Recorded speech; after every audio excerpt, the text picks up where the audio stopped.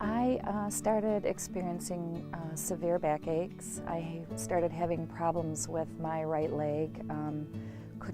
Started having issues walking. Couldn't really walk normally. Couldn't do daily activities that I used to do without it bothering my back. I couldn't move. My whole back and my arms were locked up, and I had such severe pain in my neck and up towards the bottom of my cerebellum that it was unmanageable. Couldn't stand it, you know, it was that bad. Couldn't do much of anything. I had a difficult time dressing myself, no bending. I could not be on my feet for very long. I could not move in bed when I was laying. I had to have someone, either I had to use my arms to move myself or my husband had to help me. Many times patients have problems walking, have problems feeling their feet with intractable muscle spasms and pain.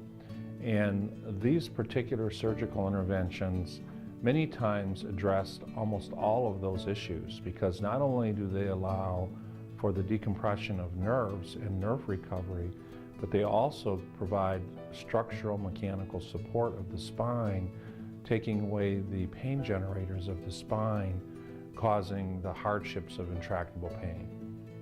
The patient conditions which most commonly respond in a very favorable way for minimally invasive surgery would be with patients who have disc pathologies in their lumbar spine, and also conditions of lumbar stenosis, where there's narrowing of the spinal canal and impingement on nerves from bony spurs. Other conditions would be slippages of the spine, so-called spondylolisthesis, scoliosis, and other parts of adult deformity of the spine. The difference between minimally invasive procedures and the more standard spinal surgeries we do is the degree of tissue trauma, the length of the incisions, how much of the spine muscles or soft tissues have to be disrupted in order to expose the area. Many people feel that minimally invasive surgeries can be done through tubes with lasers without any type of reconstruction. The minimally invasive procedures that we're talking about is not only going in and freeing nerves or addressing spinal scarring, but also placing implant screws and rods so that the spine can actually be reconstructed and withstand the stresses of day-to-day living. The types of minimally invasive surgeries that are often done many times fall short of the goals, because they may go in and free a nerve temporarily, but the mechanics and stresses of day-to-day living often cause further worsening of that particular condition as time goes on. The minimally invasive procedures are used for all types of spinal pathologies. The part of the procedures where we're able to use these techniques really make it much better for the recovery. So in the most advanced spinal conditions, we still use them. But I would say probably about 70% of patients who go through some form of spinal surgery can be done with minimally invasive procedures in outpatient facilities. I am very mobile now, very little pain the day after surgery, and it's progressed to be no pain. I'm grateful. Patients who have had these procedures and have severe pain will immediately feel the benefit of the procedure. Oftentimes, even though there's pain of surgical intervention, the relief immediately after surgery outweighs that of the surgical pain. With a minimally invasive procedure, the patients are up immediately. They are done oftentimes in outpatient surgery centers and can oftentimes return to work, which does not require major lifting, within several days. Major invasive pedicle screw open surgeries can take up to 18 months to heal.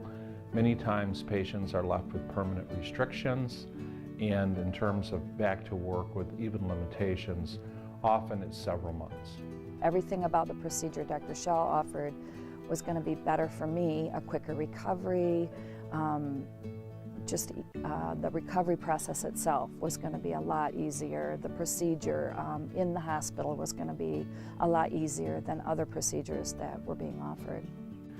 The office settings in outpatient surgery centers are now available to treat most painful spinal conditions. The office setting, we can do pain procedures such as cervical epidural injections. We can place pain stimulators in the spine. We can do rhizolysis, where there is freezing of the pain generators in the joints of the spine. And we can do kyphoplasty, or balloon placements of fractures. All those can be done in an office setting. In the ambulatory surgery, which is an outpatient surgical center, most of these minimally invasive surgeries are being done now throughout the United States. When I woke up from the surgery, somebody was right there. Dr. Schell checked on me constantly. His bedside manner is like talking to your best friend instead of talking to, this real professional person that you're not really sure what you should say or shouldn't say. It's like having your best friend there because he really cares. The exciting thing about the minimally invasive procedures is the years of failed back surgeries are almost over. We are now taking these procedures all over the world. We've trained numerous surgeons in China, and in the next several months plan to train over 100 skilled spinal surgeons these new techniques. I run this farm, I do my own hay, I drive a tractor, I ride a horse, I do whatever I want, and I don't have any pain. I'm looking forward to this next venture through my life because of what I missed out on prior to my surgery. Absolutely life-changing. He saved my life.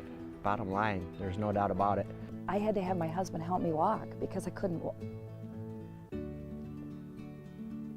walk the same anymore. And Dr. Schell gave me all that back.